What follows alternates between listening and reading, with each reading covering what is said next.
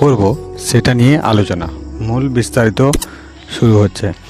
বলছি, আমরা তো সবাই গেট তৈরি করি, বা আমরা সবাই বাড়িতে একটা চাই সৌন্দর্য গেট বা সুন্দর একটা গেট রাখি।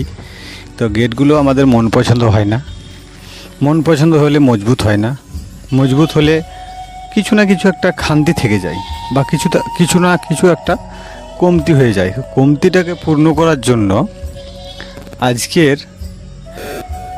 এই আলোচনা। তো এই আলোচনার উদ্দেশ্য হচ্ছে একটাই, যে আমরা গেটটাকে খুব সুন্দর বা খুব মজবুত সহকারে করি। আমরা সবাই চাই আমরা একবার জীবনে খরচা করলে দ্বিতীয়বার যেন খরচা না করতে হয়, খুব কমের মধ্যে আমাদেরকে যেন ভালো জিনিস পাই, সবাই এটাই চাই। আর একটা জিনিস লক্ষ্য করতে হয় যে অনেকটাই সুন্দর যেন হয়, সবাই দেখে যেন হ্যাঁ বলে কিছু সুন্দর একটা গেট বানিয়েছে। তো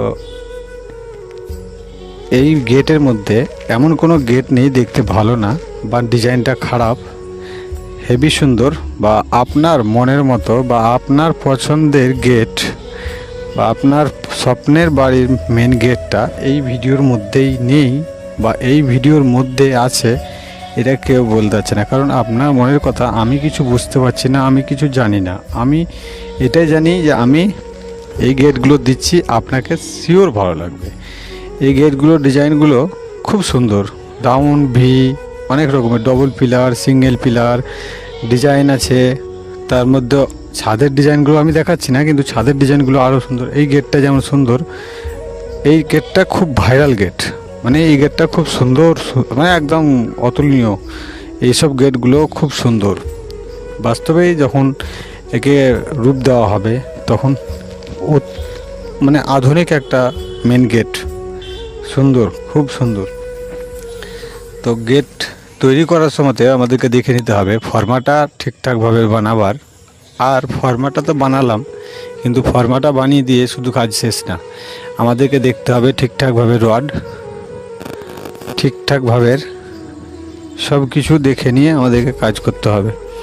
ঠিকঠাকভাবে রডগুলো ঠিক আছে কি না, আমাদের সেন্টারিংটা ঠিক আছে কি না, উঁচু নিচু নেই তো লেভেল আছে কি না, মানে একটু যে তথ্য আমাদেরকে দেখতে হবে। আমাদের ঢালাই করার সময় দেখতে হবে ঢালাইয়ের মধ্যে রড বেরিয়ে হয়ে আছে না নেই, আমাদেরকে সেটা সঠিক রাখতে হবে বা সেটা সুন্দর করে রাখতে হবে। এবং অনেক অনেক কাজ আছে যেগুলো আমরা ধ্যান দিই না, কিন্তু আমাদেরকে সেসব জিনিসগুলোকে ধ্যান দিতে হয়, বা সেগুলোকে তৈরি করার সময় আমাদেরকে দেখে নিতে হয় যে এই সবগুলো ঠিক আছে না নেই, বা এসবগুলো ঠিক করছে না করে না। শুধু মিস্ত্রিদের ওপর ছেড়ে দিলে হবে না, বা ইঞ্জিনিয়ারের উপর ছেড়ে দিলে হবে না, সেগুলোকে নিজেকেও দেখে নিতে হবে, বা নিজেকেও একটু চালাক হতে হবে।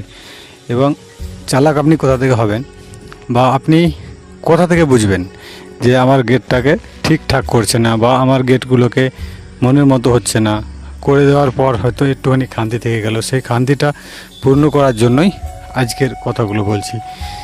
আপনি